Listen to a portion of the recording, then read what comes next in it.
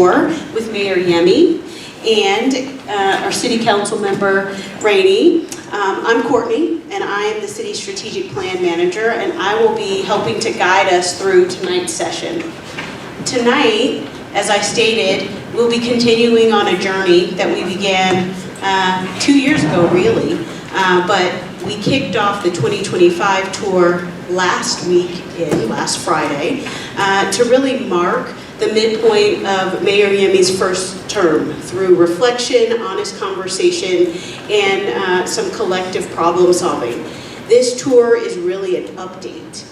It's a place for collaborative engagement, transparent dialogue from you all, and just real-time feedback. And I'll explain a little bit about what that's going to mean to help inform us of how we can move forward on some of our city actions and the ways in which we invest.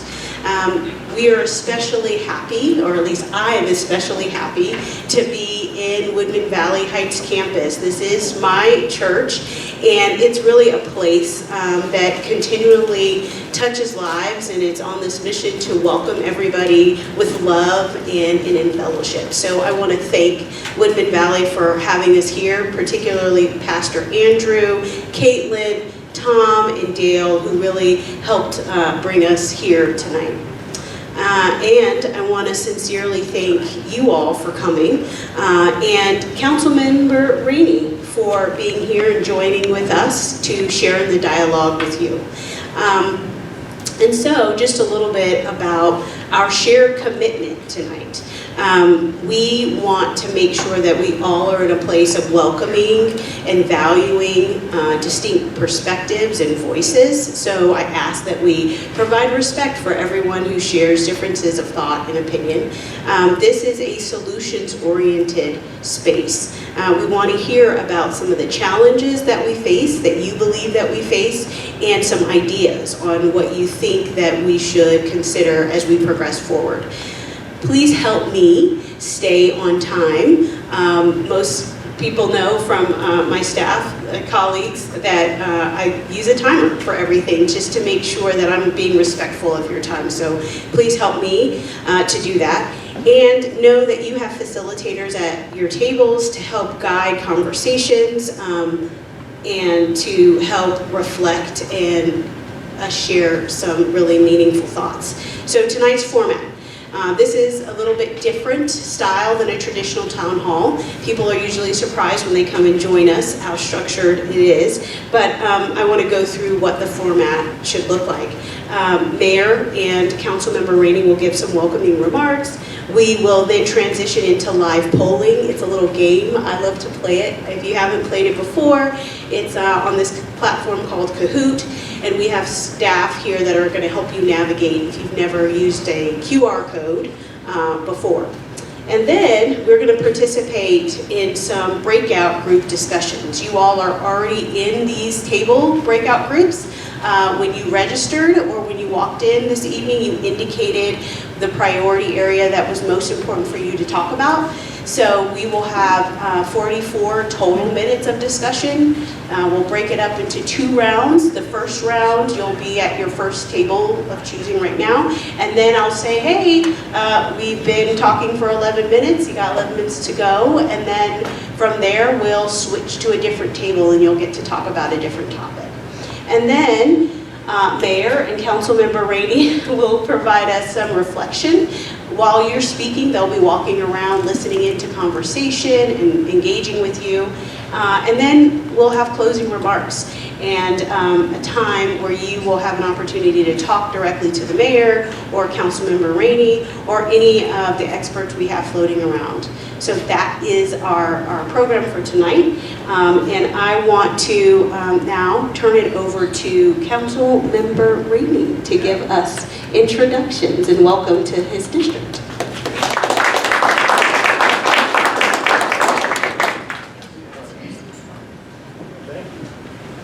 Well, thank you. And welcome. I will start off by saying, before we get into anything, this is about District 6. This is about the mayor's report out. So let's relax. let's relax, get to know each other, understand the problem sets, but more importantly, celebrate a lot of the things that the mayor is going to talk about.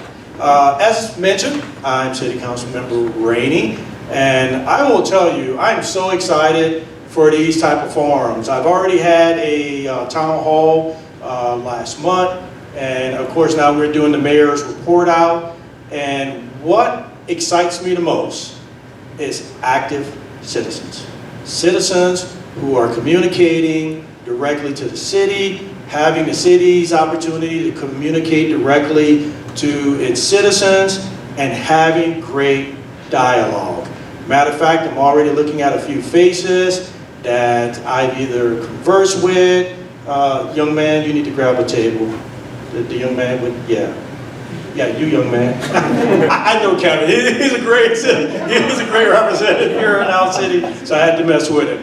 But also, I had the opportunity to host a couple of members already in my office. I'm looking at one sitting right here at the table. So thank you for actually being here. Great dialogue, and I love your passion for public safety. And I see that, are you at the public safety table? You're at the public safety table, there you go. So I'm looking forward to this very much because we definitely want to hear from you, but more importantly, we want to hear from the mayor and where we're going as a city. I just got a couple of things to mention in regards to District 6 before bringing the mayor up. First and foremost, when it comes to infrastructure, there's a lot of conversation, and he's already smiling. It's a lot of conversation about what's happening in District 6, of course, with Mark Shuffle. There's been a lot of dialogue, a lot of communication about upcoming construction on Dublin. And as you can see, as you were turning in here from the Banning Lewis Parkway, I'm excited for all of this. Now, yes, it is painful right now, going through the construction zones or having a detour and so forth. But I'm looking at the end goal. And the end part of this is ease of traffic flow. Having different access points and egress points that you can get around District 6. So I think when it's all said and done, you will see a lot of benefit from this construction. So I know right now it could be a little bit painful, but the benefit is going to be enormous for our district. The other point I want to make is when we talk about District 6, there's a lot of great things going on. As you turned in here, you saw a lot of businesses opening up, but also, and I'm going to say this is going to be a little bit of a teaser, but I'm also looking forward to other companies moving in and wanting to invest, not just here in the city of Colorado Springs, but directly into District 6. And we do have a company that will be making a $46 million investment in District 6 and bringing 250 jobs into District 6. That is great for us. That is absolutely great for us. So I'm looking forward to highlighting that a lot more in the coming weeks, but I think that's going to be absolutely great. And I would be remiss if I don't talk about public safety. Anyone who knows me not only knows that it's my #1 priority, but I'm very passionate about it, no matter where I'm at. Whether it's in District 6, somewhere else in the city, talking with the chief of police, the sheriff of El Paso County, or even the county commissioners. I am extremely passionate about public safety because as we continue to grow as a city, I refuse to take the notion that just because we grow means that we have to accept crime as we grow. No, no, no. I do not accept that as a viable answer. So we have to get behind our law enforcement members who continue to dedicate their lives to our safety. But also, and I'm looking at you and your kiddos, I want those kids to be able to go to a park and be safe and enjoy their time with their mother at the park. I want to make sure that when we're going out to entice businesses to come to Colorado Springs, that public safety is a part of that conversation. So we have to really be vigilant about public safety and not look at it as a topic that gets people scared. but let's make it a community effort. Let's make it a community effort so we can also, I'm gonna call it, take it back a little bit of power unto ourselves. If we want safe parks, safe communities, safe schools, let's take it upon ourselves to be very active. And I think in the next 6 to 8 months, you're gonna hear about a couple of initiatives that I will be pushing out in regards to public safety. So I wanted to cover at least those 3 topics so you know where I'm coming from, but more importantly on where I would like to see District 6 thrive and drive to. And I cannot get off without saying this. District 6 is not just east of Powers, it's west of Powers also. So I know there is a mindset that District 6 is only made up of just everything east of Powers, and that is not an accurate assessment. So that is something I'm also discussing with city officials on what are some plans that we have for the part of District 6 that is also west of Powers to make sure that that grouping is a part of the conversation, because I never want any part of our district feeling negated or feeling like they're being ignored. Now, with all of that being said, I'm going to exit the stage, because this is not about me today. This is about the mayor's report out and all the great things that we're doing, and it is absolutely an honor to introduce the mayor, especially someone who is dedicated to collaboration and thriving our economy moving into the future. Ladies and gentlemen, Mayor Rainey. Good evening. Thank you all for making time to be here tonight. Truly, it means a lot to me. There's a gazillion things you could be doing tonight, and you're here. So the gift of your time, your feedback, and your attention, it truly is an honor to me.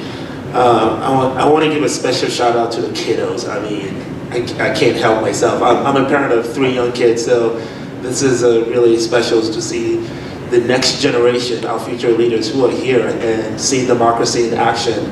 And that's what truly tonight is. I've always believed that democracy is best served when residents have a seat at the table and they show up and they're part of the decisions that affect the future of our city. And so, yes, I am here to give you a report out, but I'm also here to receive new information. The last time I was in a similar setting was my first 100 days in office. And we received about 2,300 pieces of feedback from you all. About 1,000 residents attended a session, and I visited all 6 districts with my council colleagues. And speaking of council colleagues, I want to honor Roland Rainey. We actually ran together 2 years ago, and that's when I met Roland, and he's always had a heart for service. We became friends when we were running 2 years ago, and he said, I'm not done yet, let's go. And so congratulations on you win, and he's already hard at work on your behalf, believe it or not. I hear from him, I feel like every other day. So even though he says you're here to hear from me, truly you're here to hear from both of us, because with the 2 branches of government, really 3, because we have a municipal court with our judge. But with the 2 core branches of government, city council really works with my team and me to help set the budget. So they have to approve the budget priorities, and public safety is always a top one, and I can't do this work without them. And speaking of my team, if you work for the city of Colorado Springs, please raise your hands. I want you to see my team that is here. You are worth it. We have everyone from the head of my IT to the head of my economic development, head of public works and planning and housing and homelessness and more and more. I know I'm missing some of you. Thomas, who does my community engagement. So please take advantage of many of these leaders. They will give you their card, and they will look forward to meeting with you to address your many needs, or even just to hear kudos, because it's a thankless job. So I'm sure they would appreciate kudos every once in a while as well. Okay, so I'm going to give you sort of like a mini state of the city, and then it's time to hear from you. And Courtney, I am going to break the rules at the end. She doesn't know about this. I will open it up to get a couple of questions from the audience too as well, and then I will answer, do my best to answer. Tomorrow, a week from tomorrow, will be my 2-year anniversary of being in office. That flew by fast. I was part of a Bloomberg Harvard program for new mayors, about 30 of us. Came back from the program and they sent us this gift in a beautiful black box. I opened it and it was a timer. At the timer said 1,957 days, something minutes and seconds. And I didn't know what it meant, but then you look closer at the bottom and it said, make every day count. And it was a timer to the end of my time in office. And I sort of panicked because I realized, oh, the clock is ticking. We have a lot of work to do. So I want to share a little bit of the work that we have done. So for those of you that attended a setting like this for my first 100 days, what did we do with your feedback? We took that feedback and it's made its way into 3 different documents. Document number 1 is our future city strategic plan, not too far out, but 4 years that we guide our activities on your behalf. Number 2, we have an annual strategic action or doing, because it's not enough to just plan. We must act on that, because plans are great, but plans must be partnered with action. So we had a list of deliverables for you in 2024. We have 101 deliverables for you in 2025. And I will not be going through all 101, but I'll be giving you just some major updates on each one of these areas. Now, there's 5 core pillars shaped up the feedback I received from you, both as a candidate and then as mayor of this great city.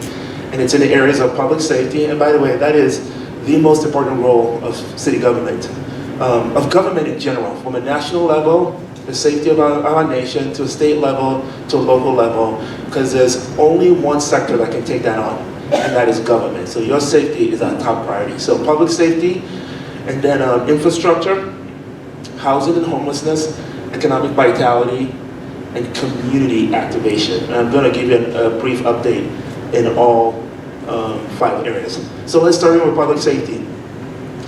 Our goal, as our city grows, is to ensure that the safety of Colorado Springs remains a top priority. We want to be one of the safest cities in the country. And to advance that effort, we have hired 222 new police officers since I started office, reaching over 800 for the first time in our city's history. Now, I say that, but I know the work is not done. We still have a long way to go. The last time we were at full strength was in 2019, and I hope to get there by the end of this year or early next year. And what does that mean for you? Faster response time, because that's what we keep hearing from the community. And similar to the call center, we've hired about 30 to 40 new folks since I started, and we are at, I think, 5 team members away from full strength since 2016. So we're playing catch up. I'm excited about our technology efforts.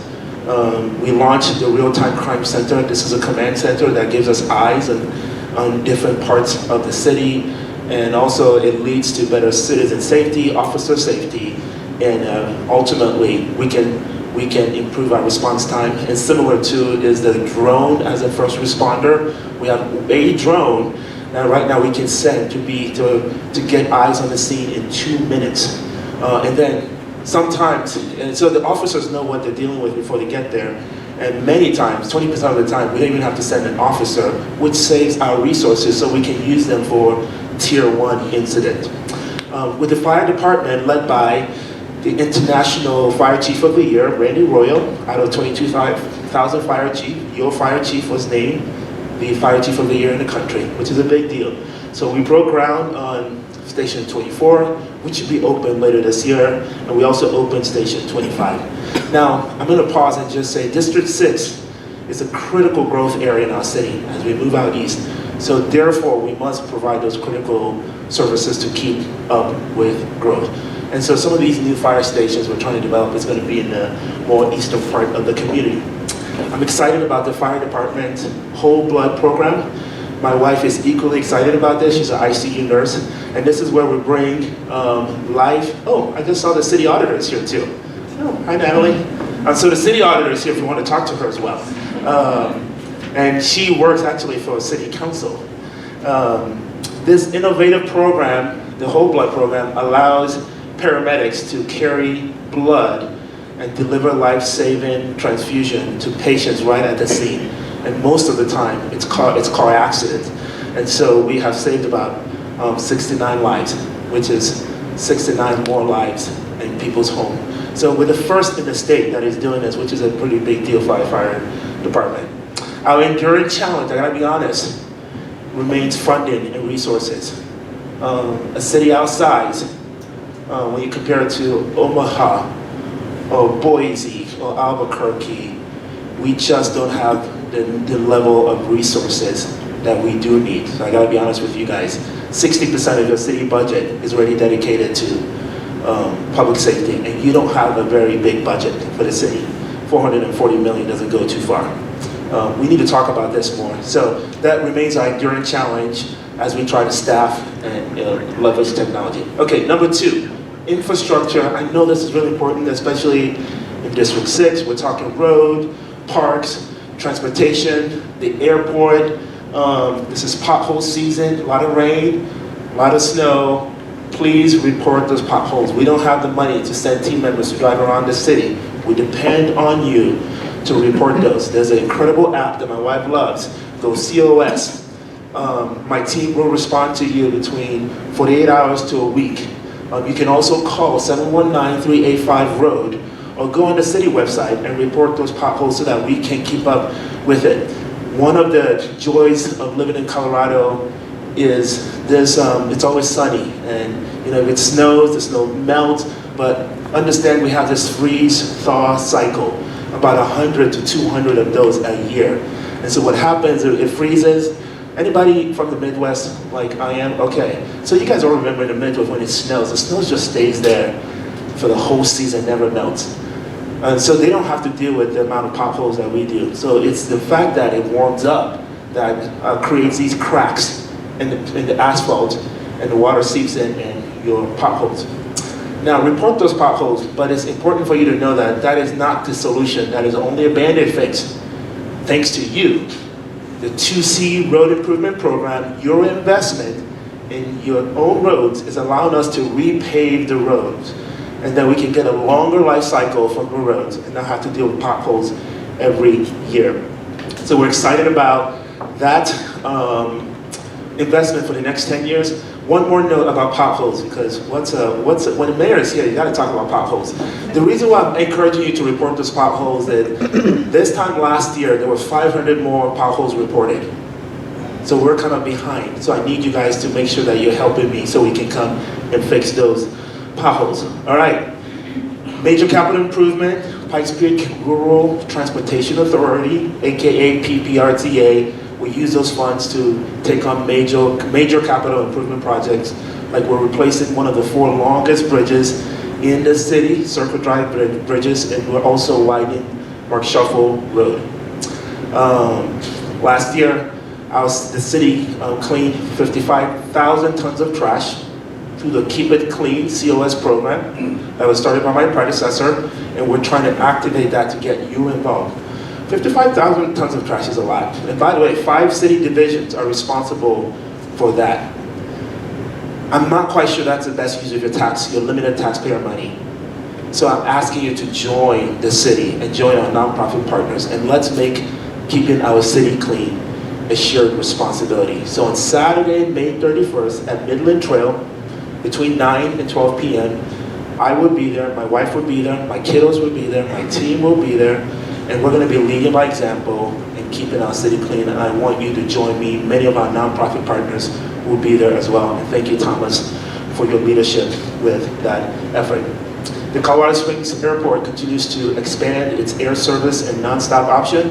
On June 7th, you will be able to fly from Colorado Springs to Cancun for the first time in our city's history. That's a big deal, because the only international airport in the state is in Denver.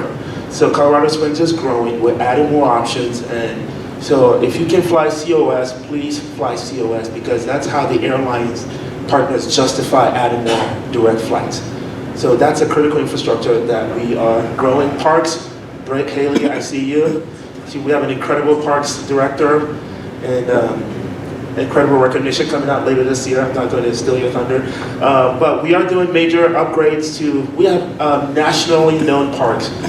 For example, Garden of the Gods, I think has, 4 to 5 million visitors a year, something like that.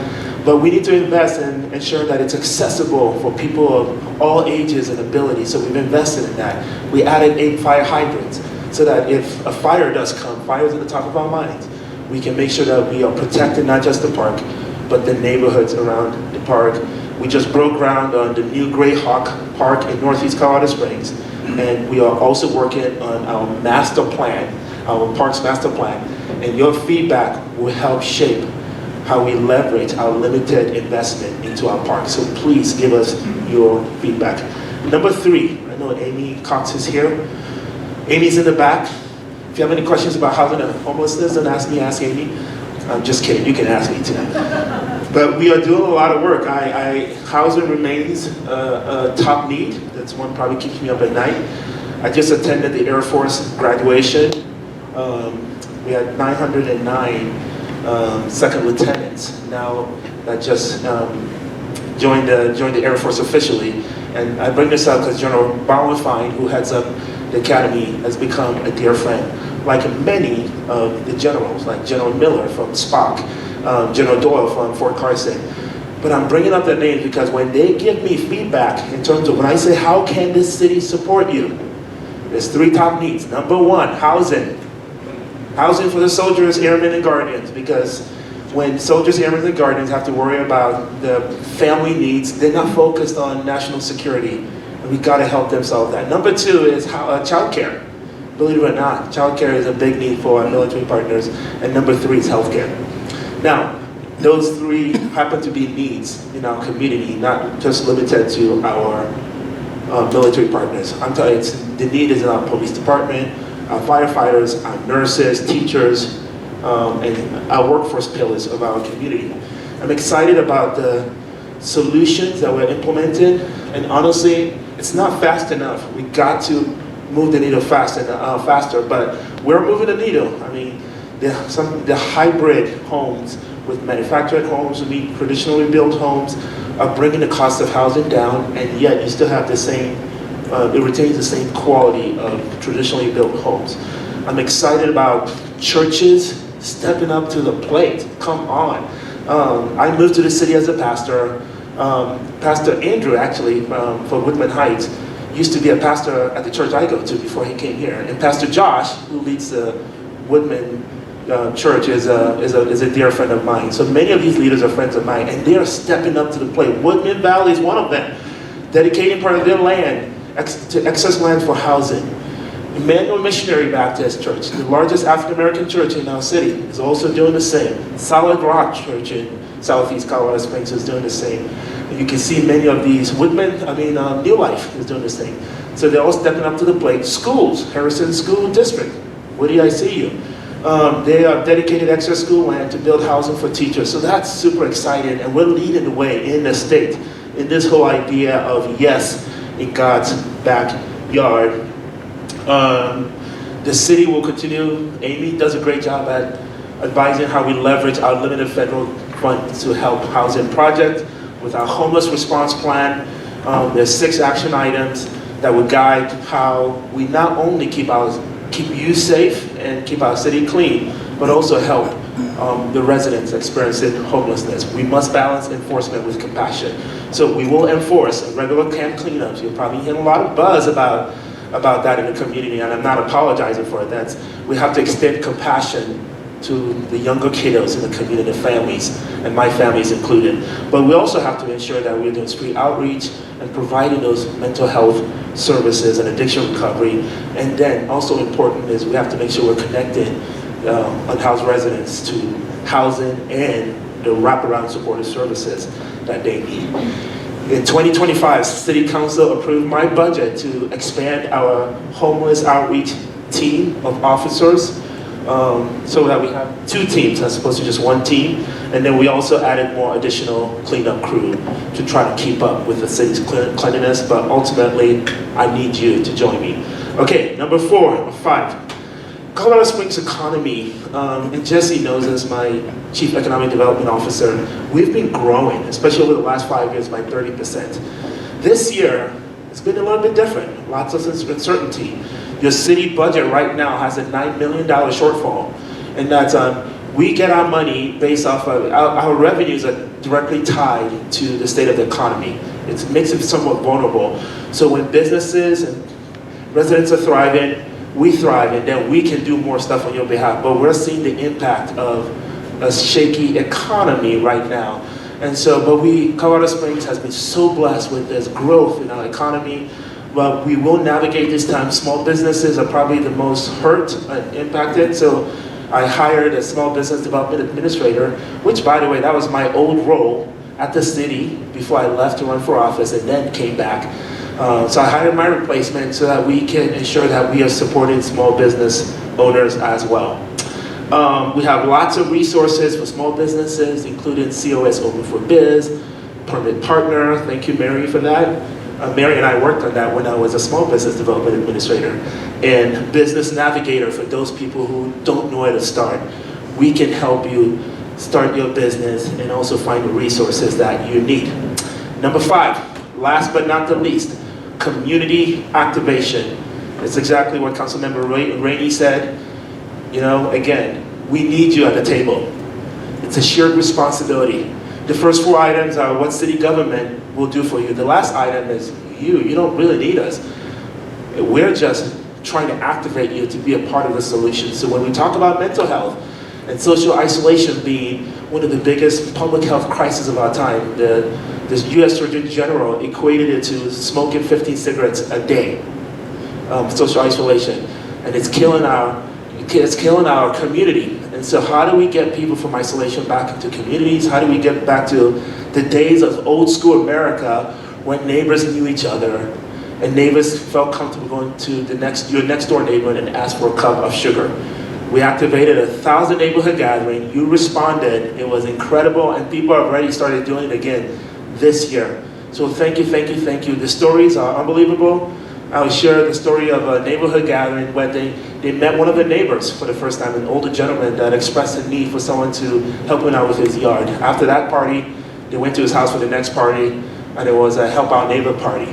And by the way, when neighbors help each other, it saves the city money, because now I don't have to send code enforcement to that home. So thank you for taking this seriously. Mental health, my wife and Thomas and others have been at the helm of this effort. We have successfully united over 40 different partners under the banner of Pikes Peak Rising. That was my wife's vision. This whole idea of the phoenix rising, this Greek mythology of the bird that is burnt but comes out strong and alive. And that's how we envision a city that is collectively and mentally well. And Pikes Peak Rising's initiative, 40 partners, we all know what each other are doing, and we can direct you to resources. So Pikes Peak Rising 360 is a great place to start. The first in the state of vetted mental health resources for you. All right, there's your update. Together, not just me, and I mean it, together, that's how we're going to build a city of great neighbors and great neighborhoods, a city that is safe, economically prosperous, culturally rich, welcoming, and a vibrant, world-class American city on a hill that shines brightly. Onward and upward. All right, let's do this game, and then we'd love to hear from you. You're going to see it on the screen. It's anonymous, and then we'll reflect what we heard. Thank you.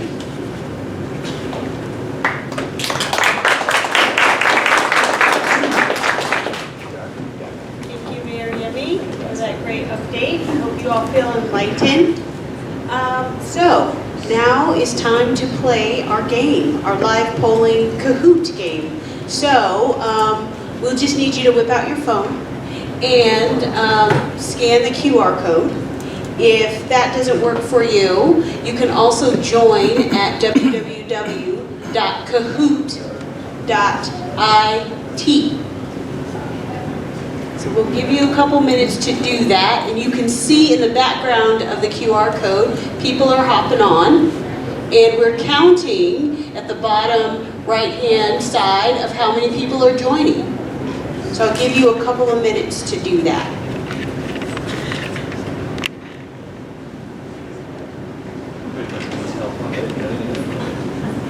And no staff are going to play, because we're not going to skew the numbers. Just wanted to say that. We had fun last time though. If anyone needs help, just let us know.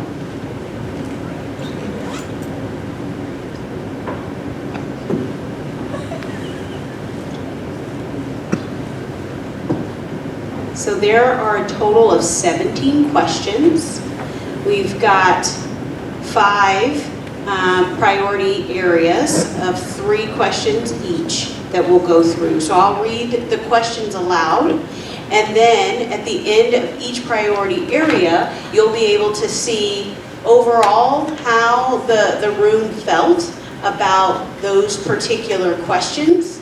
And these questions will then help us as we transition into the group discussion. And that's how the facilitators will guide you to sharing your ideas and thoughts with us around those priority areas. So we have 22 people on. Oh, someone jumped off. All right. So we're going to go ahead and get started. Is Kahoot playing nice or not? There we go. Okay. So our first question is to gain an idea of how many of you are joining us from this district. So, do you live in this district where this session is being held? So District 6, yes or no? And so you can see on the right-hand side of the screen, those are the answers, and there on the left is the countdown of how many seconds we have left. And you'll notice as we get through more of the questions, that timer will go super fast and it'll be on par with the answers because you guys will be really good at this. So once the number counts down completely, there we go, we have the results. So 55% of you are yes from this district. Great. So much of the questions that we'll ask will be in relationship to how you feel about this district. We have 45% of you, 10 of you who are not from this district. So that's helpful for us to know. All right, let's jump into the first priority area, public safety. We're looking to understand your feelings of trust, balance, and innovation in policing and emergency responsiveness. So the first question, how confident are you in the city's ability to respond effectively to emergencies? That includes fire and police, extremely confident, very confident, moderately confident, slightly confident, and not confident at all.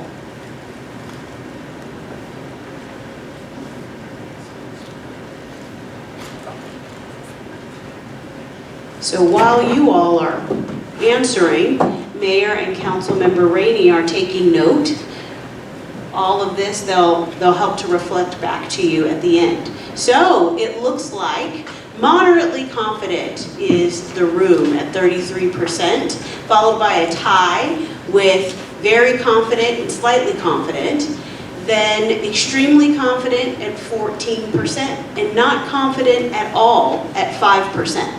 So public safety will talk a little bit more about how and why you aligned in that area. All right, next section, infrastructure. So here, same section, public safety, second question. How safe do you feel in your neighborhood during the day?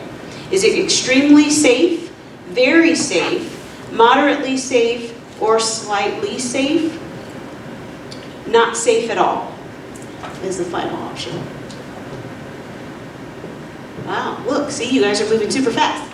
So 59% of you feel very safe, followed by extremely safe at 18%. Then there's a tie between moderately safe and not safe at all at 9%, and then slightly safe at 5%. Third and final question for this section. How important is it to invest in community-based safety initiatives? Those are neighborhood watch, violence prevention, youth programs. Extremely important, very important, moderately important, slightly important, or not important at all.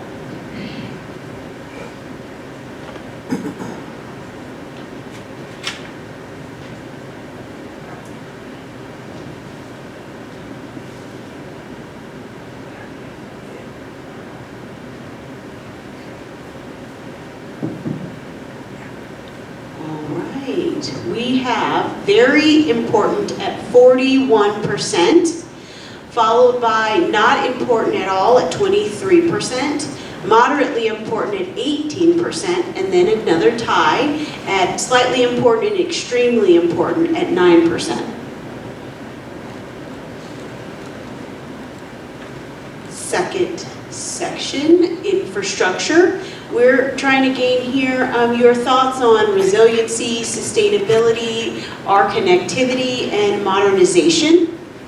So the first question here, how satisfied are you with street and road maintenance in your area? Now be kind to us, consider the season, okay? Very satisfied, yay. Satisfied, neutral, dissatisfied, or very dissatisfied?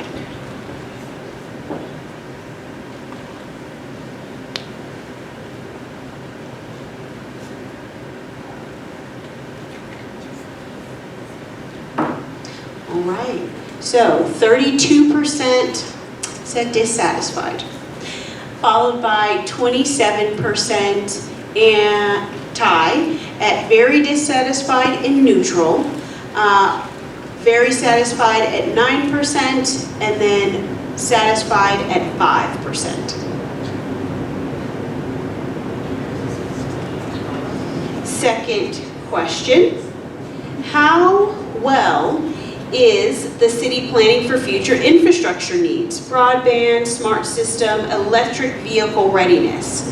Very well, well, neutral, poorly, or very poorly?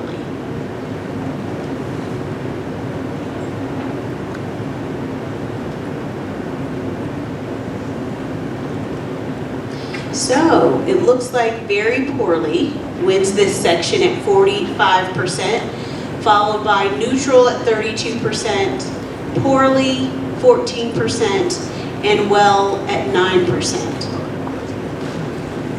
So I'm interested to hear some ideas when you guys get into the discussion in the infrastructure group. Third and final question for this section. How satisfied are you with the quality and upkeep of city parks, open spaces, and trails near you? Very satisfied, satisfied, neutral, dissatisfied, or very dissatisfied? We're going to keep in mind how fortunate we are in Colorado Springs, right? So, results. 41% are satisfied, 32% neutral, 14% very satisfied, 9% dissatisfied, and very dissatisfied at 5%. So moving on to housing. We're focused here on getting a feel for your thoughts on affordability, accessibility, stability, and neighborhood vitality. First question, how concerned are you with housing affordability in Colorado Springs? Very concerned, extremely concerned, moderately concerned, slightly concerned, or not concerned at all?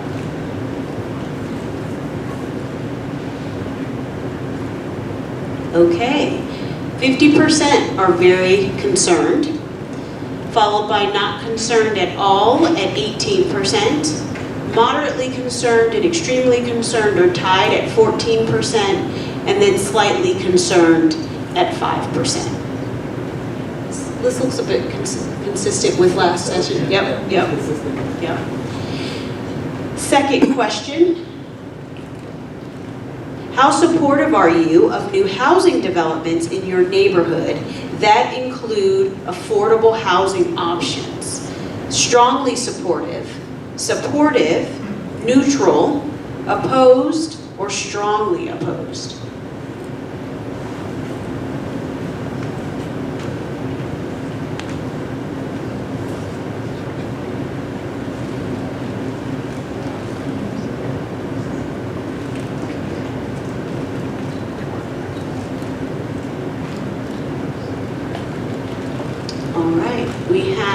33% at supportive, 29% strongly opposed, a tie between opposed and strongly supportive at 14%, and then neutral at 10%.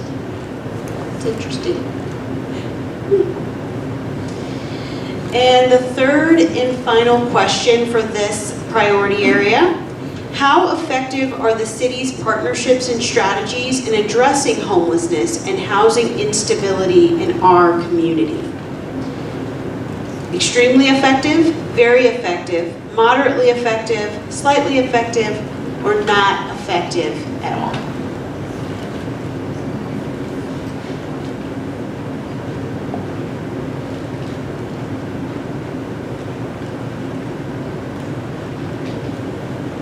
All right, we have not effective at all at 41%, followed by slightly effective at 27%, very effective at 18%, and then moderately effective at 14%.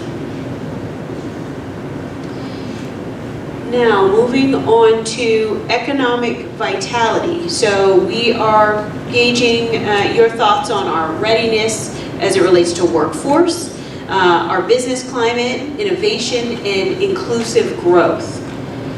First question: how would you rate the city's efforts to support local businesses and entrepreneurs? Excellent, good, fair, poor, or very poor?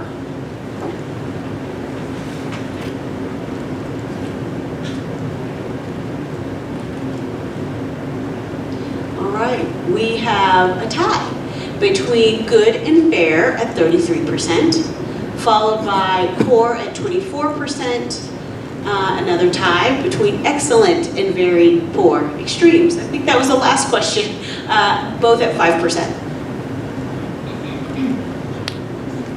So that'll be a good question to tease out during the discussion as well. So, how important is it for the city to focus on workforce development and job training programs? Extremely important, very important, moderately important, slightly important, or not important at all?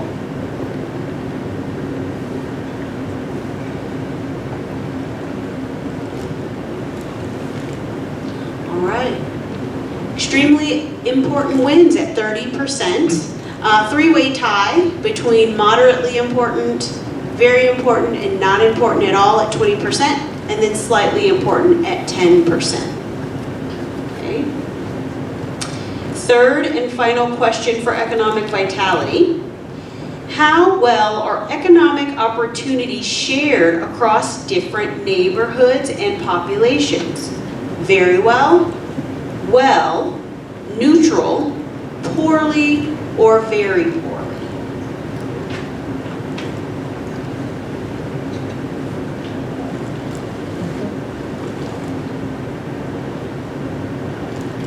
So, collectively, 40% of you said very poorly, followed by neutral at 30%, and then poorly and well, there was a tie at 15%.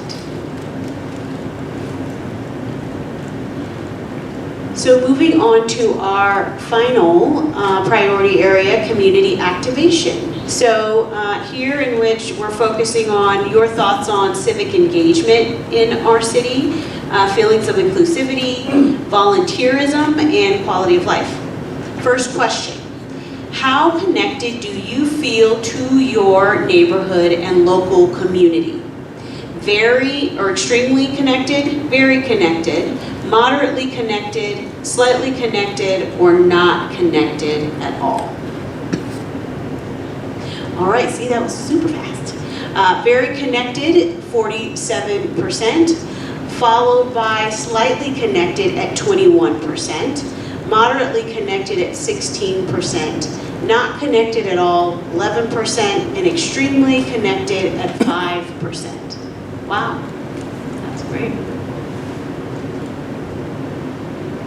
Second question: How likely are you to participate in city programs, services, or volunteer efforts? Extremely likely, very likely, somewhat likely, slightly likely, not likely at all.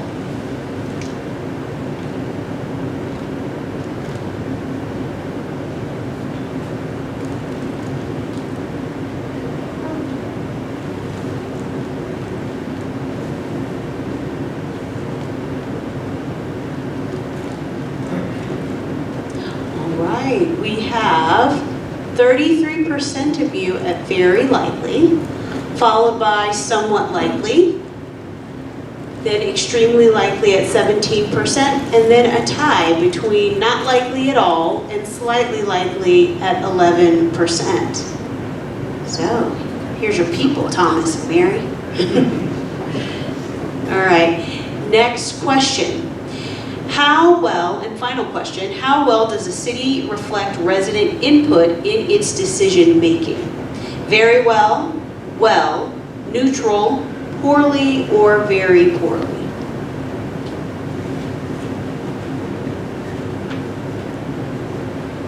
All right, 32% say poorly, followed by 26 at neutral, very poorly at 21%, and then a tie between well and very well at 11%.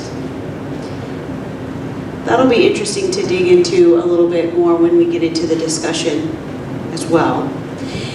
So that's the last question for that priority area, but the final question is related to our budget.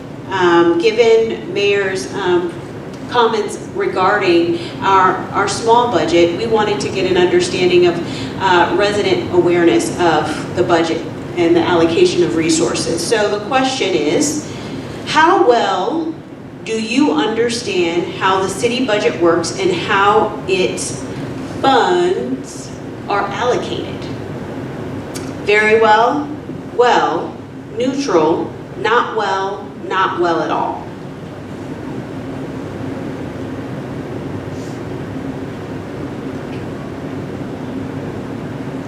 So we've got a tie between very well and well at 26%, followed by not well at 21%, not well at all at 16%, and neutral at 11%. So some work from our side of things with helping to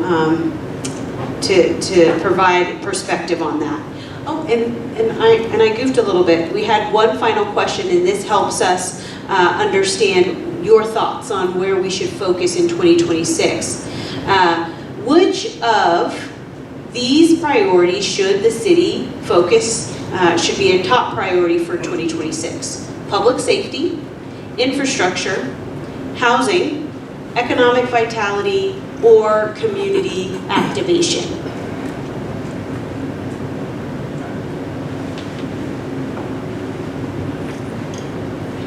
So, 37% are saying infrastructure, followed by a tie between housing and public safety, then 11% in economic vitality, and no love for community activation. But those numbers are consistent, I believe, with last week. Infrastructure stretched a little bit higher this week, I think. Yep, it was public safety and housing from last session. So infrastructure wins the day. So thank you all for participating in that game, the Kahoot live polling game. And we, as I said, are going to use some of the feedback that you provided to have our discussion now. We're going to break out into our table discussions and really take a deeper dive into the way in which you answered some of these questions and hopefully gain some perspective on you, some ideas that you may have. And so I'm going to set our timer. We've got 22 minutes for this first round, which means the table that you're sitting at now, you can sit there and talk for 22 minutes with your facilitator, and then we will switch and give you an opportunity to go to another table to discuss questions, ideas, and thoughts you have on another priority area. Your facilitator is there to provide you perspective and to help guide the conversation. There's also a scribe at the table that's very knowledgeable and will be taking notes. And the purpose of this is that at the end of our tour, I will be creating a summary for each district to share back to you what you've said, and we'll use that to help shape how we move forward in 2026 with our strategic doing actions. As Mayor shared, for 2025, we have 101 actions. So we look at those to see how well we progressed and how we can move forward in 2026. So your feedback is important to help inform that. So while you're meeting, Mayor and Council Member Rainey will be walking around and listening in to some of the discussions so that at the end of the 2 rounds, they can reflect back to you what they've heard and just to help you understand that they've been listening and taking it all in. So I'm going to set the timer to get us going. I'll give you halfway point markers as we go. So let's have at it. Rainey on what they took away from the live polling and what Councilmember Rainey has been hearing as he's walked around and visited the tables.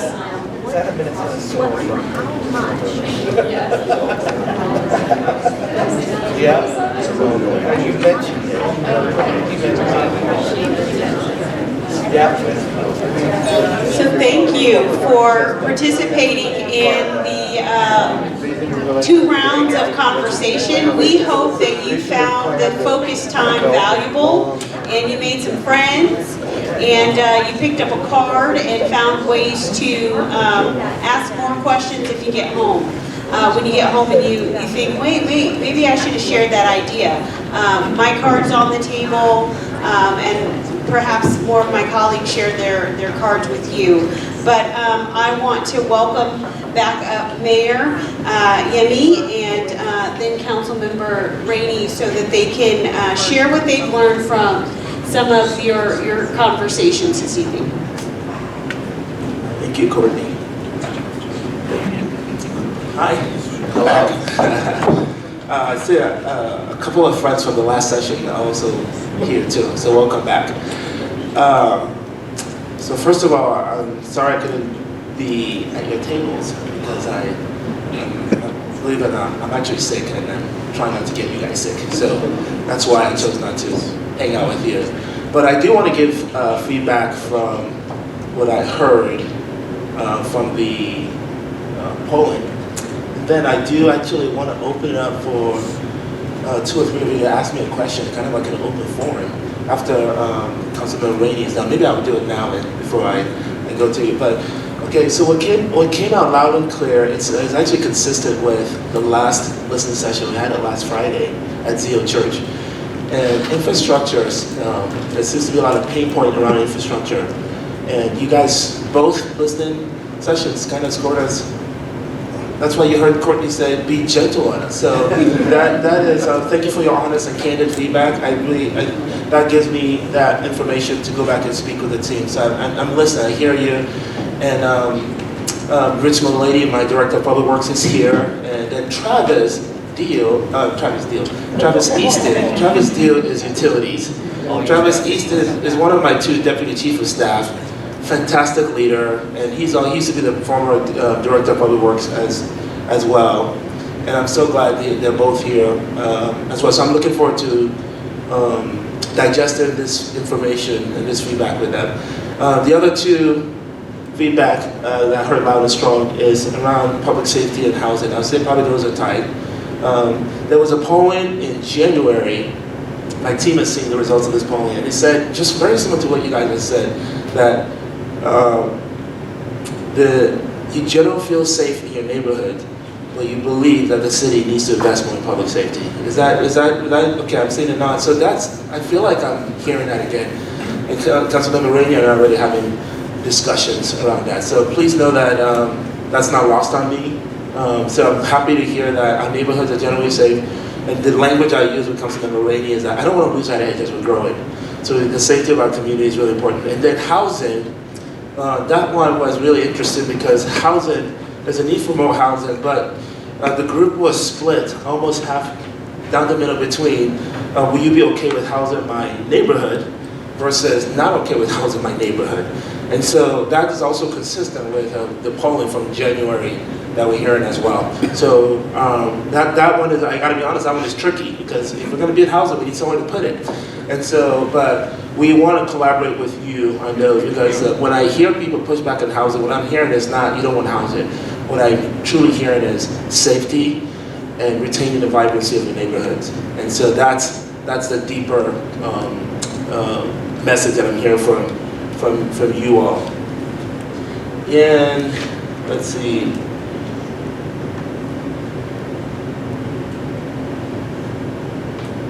Yeah, I feedback on supporting business as well. And okay, this one's really important for me. I didn't like hearing that the question, I'm just going to paraphrase, the question was around how well do you feel the city is engaging you in decisions that affect you, and we scored poorly in that. So it is not our intent to not engage you. Perhaps we can do a better job in educating you and opportunities for how you engage. I can speak not only for myself, but this entire team. They want to hear from you. So that's really, really important. Okay, I want to open it up for 1 or 2 or 3 questions. Yes?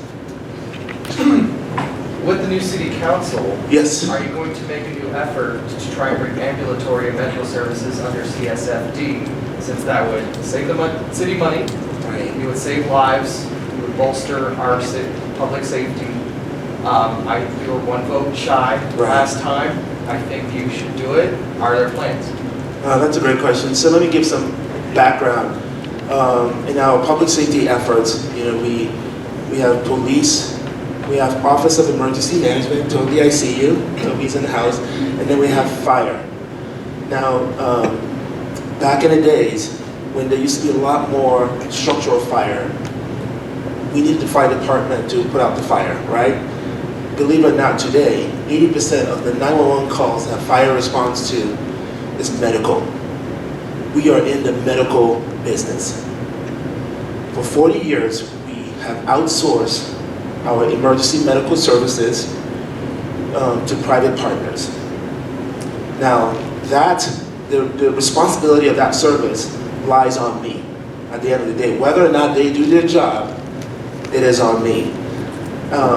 That is something we're trying to work on, bring it back in-house so that we can have full autonomy over our public safety, how we deploy our public safety resources. Because when you call 911, based off of the nature of the call, we send different resources. The challenges we have right now, no matter how big or small the call is, by law and legally, I still have to deploy my fire department.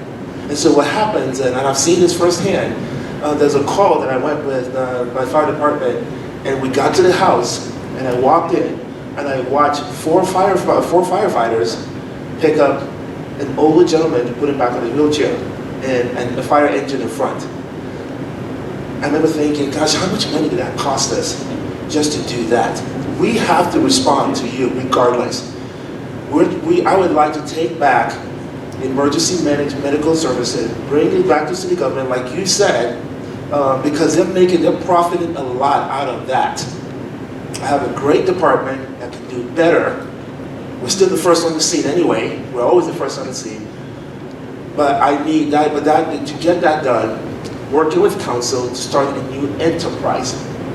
Enterprises belong to you all. For example, utilities is owned by the resident. The airport is owned by the resident. It's sort of like a business that we residents own, that is independent of city government funds. So it's self-sustaining, and we have to make sure it's profitable. So we attempted to do that, and we were one vote shy. I did a town hall for Silver Key last week with a group of seniors. May is Older Americans Month, and that came up again because Well, I'm old too. the guy that brought it up said, yeah, he did. He said, you know, a lot of older Americans will call 911 for things that police and fire should not be responding to. Why are we wasting resources? And I said, you're right. We need to work on that. So I don't have a clear answer to you, but that's something, and we're, by the way, we're one of the only top 50 cities in the US, I think one or two of that, is actually not handling their own emergency medical services. And so, but that's something we'll re-strategize on how to move forward with that. Thank you. Next question. Don't be shy. So, Yes, sir. yes, Mayor Yemi, Yes, sir. why didn't you, Chief Vasquez, Sheriff Roybal, and the DA Special Agent Jonathan Pullen hold a joint news conference following the 27th April nightclub raid? Oh, why? Okay, so the question is, how many of you are familiar with the raid? Okay, so there was an illegal, just to bring everyone quick, illegal underground operation that we disrupted. There was prostitution, human trafficking, drugs, weapons, and operating illegally after hours. There were about 100 people detained who were documented, and I think 2 were arrested because of prior record. Now, that whole thing became so controversial because it's connected to federal, we have to work with our federal partners, which we're happy to. And by the way, we've been doing that for 27 years. So we work with our federal partners, DEA, ATF, to take down crime in our community. They take the lead. I had 40 officers in that task force working with our federal partners. We typically don't do press conference for every single public safety incident that we do. But this was a pretty big one. I mean, it got national coverage. Because we were blindsided. So we work with our feds on raids and things like that, but we don't go around celebrating a crime in our community. And so one of the things we didn't see coming was that when my team members and the sheriff's office and everybody went there, the feds were ready with cameras and storytellers and news people, and they wanted to make it a national story. So we became a national story. But you need to know that for your safety, we do this all the time. We investigate pockets of our community with criminal behavior, and we do due diligence and enough evidence to go in there with our federal partners and take them down. If you want a picture of what this looked like, if you have HBO Max, there's a show called Operation Undercover. Episode 4 is Colorado Springs. And it shows Colorado, you'll be damn proud of your officers. It shows us taking down a drug cartel raid that was happening in our city. And so this show kind of moves from city to city and works with cities and help tell that story. So if you want an idea of how that actually works, watch that show. And the thing I can tell you is that what happened 2-3 weeks ago is not new. We take down the bad guys all the time. We work with our feds. But what we don't do is celebrate crime. And so we haven't done that for 27 years. So there's nothing in us that went, oh, now we have to do this, because that's what we just don't do. I don't know if that helps you any. Yes, sir. So I understand this club and the raid. Why did it take 3 years and 150 plus calls and a homicide and stabbings to get to that point? Why did Sand Creek Division not make this a directed activity to work on this when because your line level cops knew this place was a problem 3 years ago. And I guarantee you they talked to the command staff, but the command staff didn't find it to be important. So why wasn't this a directed activity years ago? That's and a I good speak point. from being a retired police officer. Thank so you I know for your how service. Yeah. But I can kind of in my mind see how this went down. Somebody at Sand Creek Division at the command level didn't find this place to be important enough. I mean, it had a neon sign flashing it over saying, hey, we're criminals here, we're doing bad stuff. Right. And the city just allowed it to go on. I mean, the line level police officers can only do so much without support of the command staff of the city. And so this should have been taken care of before it became a national problem. This should have been shut down. There should have been directed activities. There should have been, you know, traffic stops coming out there. Let's start finding the DUIs, the drug dealing, the guns, and start arresting people 3 years ago when they went, hey, you know what, we've had like 10 calls here this month. Right. Maybe we should dedicate some resources there. But You're asking great questions that I honestly don't know the answer to. But I would tell you it's 25 calls, not 150, not 170. And that's where the national story gets very sensational. And I've been a victim of these national stories. So it's 25 calls. Now, you can ask the same question. 25 calls. Why? Yeah. The Gazette investigated 138 calls. That's in the Gazette. Yeah, I would tell you that. I would That's love that. to see the call history.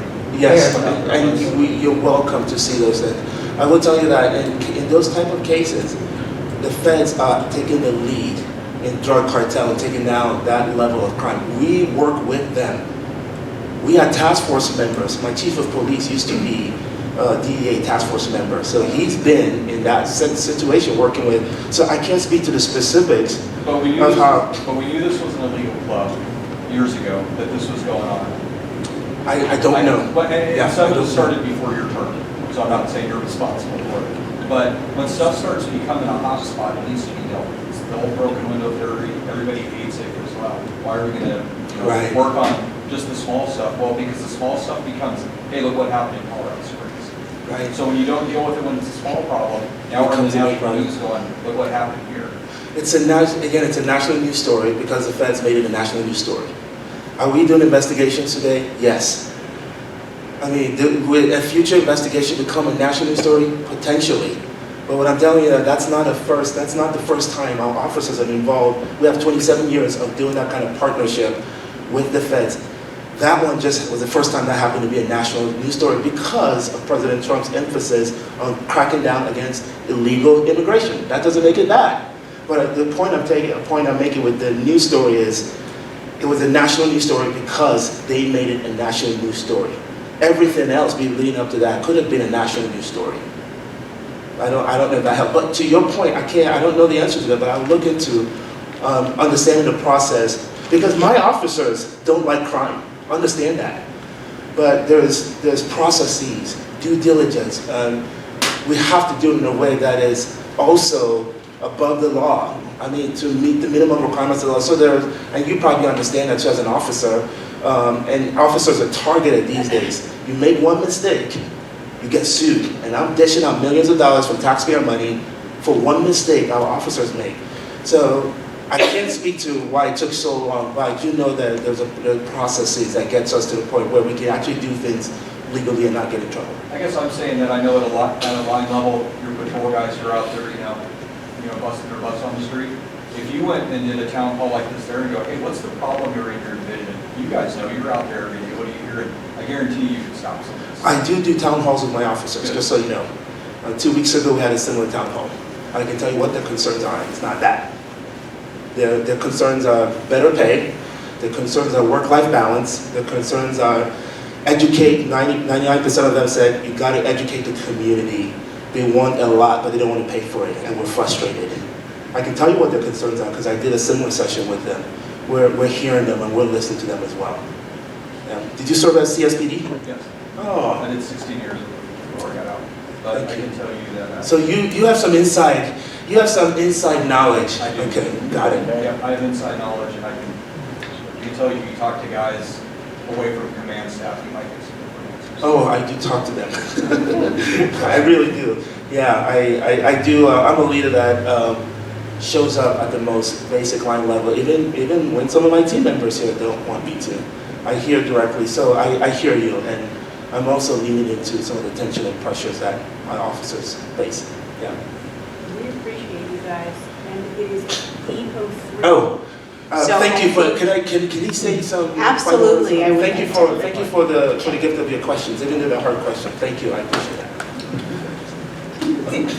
I got my own mic, I can't afford to get sick. No, thank you, Mr. Mayor, and more importantly, thank you very much for taking time to answer the tough questions. And as he mentioned, and he wasn't joking, because what he does not know is that I took a picture of him. He's a little sick. He's sick right now. He was trying to get some rest and try to get better. Yeah, so thank you. I know it's tough to be sick and try to get the job done all at the same time, but thank you very much, Mr. Mayor. Thank you very much, Courtney. I won't keep us long. Yeah, let's give him a round of applause, please. I won't keep us long because I know we do have to get out of here. The one thing I do want to emphasize, what the mayor stated is, I kind of caught the same thing with a lot of the different percentages, and that is public safety and infrastructure is on your mind. Those are the critical items. Housing is also, but infrastructure and public safety. And the one item that jumped out, I thought it was pretty unique that the mayor mentioned this also, because on my sheet, I did the same thing with an asterisk and brackets, and that is under community activation. The question was, how well does the city reflect resident input in its decision making? And I'm gonna be very honest, I don't like the answer. Because we have to communicate with you. Period, dot. There's no explanation behind that. I was elected to represent District 6 and the great folks of District 6, along, of course, with the citizens of Colorado Springs. So we have to do a better job at that. I made a commitment while campaigning, and sometimes you make promises. You got to be very wary of promises. But I made one promise on my campaign trail that I was not going to waver from, and that was within the first 60 days, I was going to hold a town hall, and I did. And actually, it was within the first 30 days. I was not messing around. That was going to happen. So that's how committed to communicating to my citizens in District 6 that I am. I already told the staff, go ahead on the calendar and start plugging and chugging. Every quarter, it's going to be a town hall. If I think there is a very unique issue that will be coming up on the ballot, or something that's hot in the city that I feel that may warrant a special call for a town hall, I will do that. I'm definitely not afraid to communicate the great news along with the bad news, and vice versa. I want you all to know that City Hall does not have kryptonite in front of it. Like seriously, it's not some place that looks magical when you're driving by and like, oh, that's where they're making all the bad decisions. Like, it's not that place, trust me. If you ever want to get on my calendar, Dean can attest to this. He got on my calendar and I invited him for coffee. Let's sit in my office. I'm not going to take you to a coffee shop. That's why I got an office here. Let's have coffee in my office. Let's talk about what's on your mind. And I did that. I've been in office now, like 30 plus days. And I've met with 5 constituents who took me up on that offer. So please, if you ever want to reach out to me, send me an email, let me know what's on your mind, and let's set up a time for you to come in the office and let's have a conversation. That's what I got elected for. I didn't get elected there to look pretty. I mean, I do it all okay, you know. I'm just trying to be like you. And I love the fact I got 2 deans in here, awesome deans, dean and dean. I love it. But I want you to know that. Last but not least, the things that I heard that I thought was quite interesting as I was walking around. I recently took a leap of faith on a conversation that I really debated if I wanted to have it. I met with a multitude of developers, and I wanted to get an understanding of their thought process when they're going through a layout of a community. And one of the things I heard at one of the tables, and this is, I wrote the word unique, but technically it's not unique because I've seen it in various cities. Someone made the comment about unique structure for apartments with shopping centers connected underneath it or connected to it. I see that now almost as a common development scheme in a lot of cities and how they're building apartments. I call them more like high-rise, but have like CVS's and small grocery stores underneath attached to them. I thought that was very interesting, so I would definitely keep that. Also, leveraging technology for public safety enforcement. I believe that was at this table and you all were discussing that. I know there's some pushback on the new technology, the red light cameras and so forth. But with that being said, I love the fact that people are thinking through leveraging modern day technology. I do love the education of the rules of the road. I don't know how we can integrate that. I don't know, Thomas, we might have to come up with an idea. But just, you don't do like a refresher DMV test or anything like that. But, maybe once in a while putting some content out there just to remind people of rules of the road. I know on the big electronic boards as you're driving, you'll see a statement that says, slow traffic, right lane, or only use the left lane for passing and so forth. Those are some great education items just to constantly remind folks of the rules of the road. But maybe putting some other items out there also would be very beneficial. And the last two things I'll leave with, and I'm going to be very honest, I take this one seriously, really seriously.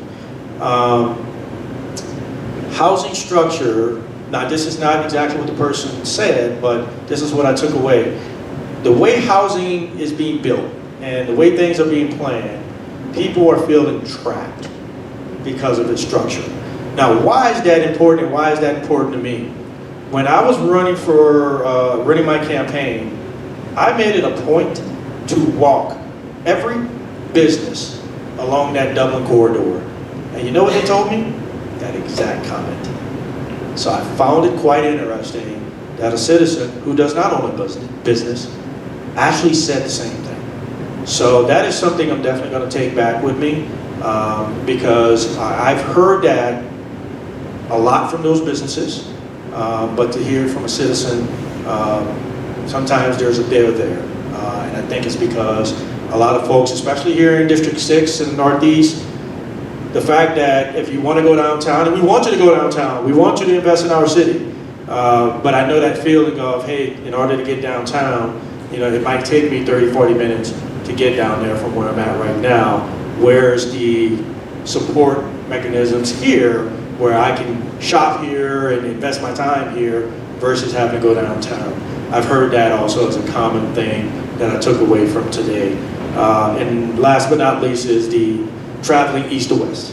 That's becoming very challenging. I'm very aware of that. I can tell you there's probably not a day now that when I'm leaving the house to go to City Hall, I'm noticing that time increase consistently. So I know that is something that's on the mind, and of course, from an infrastructure standpoint, that's something that's pretty big also.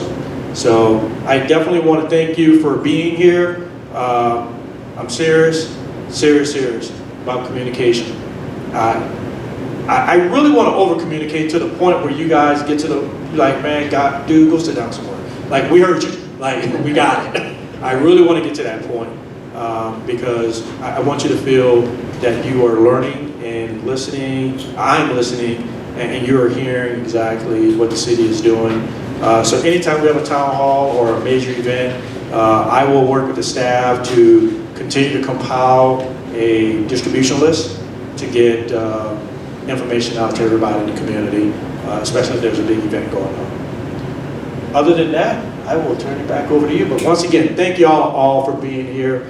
You could be doing something pretty fun and exciting on a Thursday, but I think this is fun and exciting because this is, I say this in the campaign and I'll leave on this note. A community cannot be a community if you don't have the people involved. Period. Dot. There's no such thing as community without people. And you gotta have people involved. So I think as we continue to move forward, you'll see a lot of that out of it. So thank you very much for being here and definitely have a great night.